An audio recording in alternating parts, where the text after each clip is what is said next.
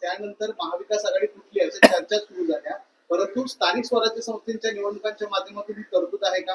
पुढे महाविकास आघाडीची मोठ पुन्हा एकदा बांधली जाईल का? मी असं कधी म्हटलेलं नाही. शिवसेनेच्या कोणत्या नेत्याने असं म्हटलेलं नाही की इंडिया आघाडी फुटली आहे, महाविकास आघाडी फुटली आहे.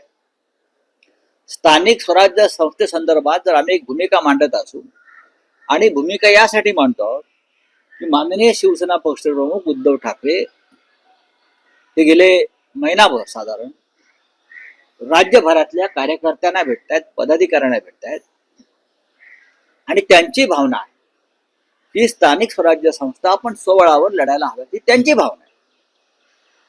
महाविकास आघाडी विधानसभेसाठी होती,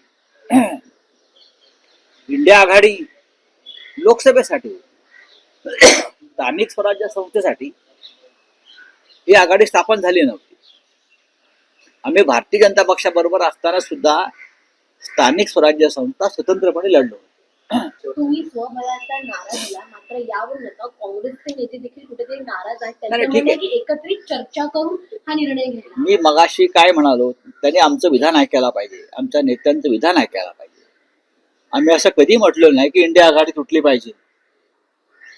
इतर लोक म्हणत असते महाविकास आघाडी फुटली पाहिजे, असं आमचं विधान नाहीये.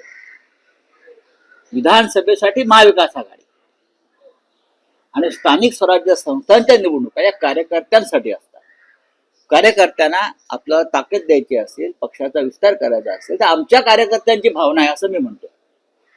आमच्या कार्यकर्त्यांची भावना आहे की आपण या जागा महाराष्ट्रामध्ये या निवडणुका आपल्या ताकदीवर लढण्यास ती आम्हाला परवानगी हवी, हे माझं म्हणणं. त्याच्यामध्ये इतर कोणाला पक्षाला त्रास व्हायचं कारण नाही.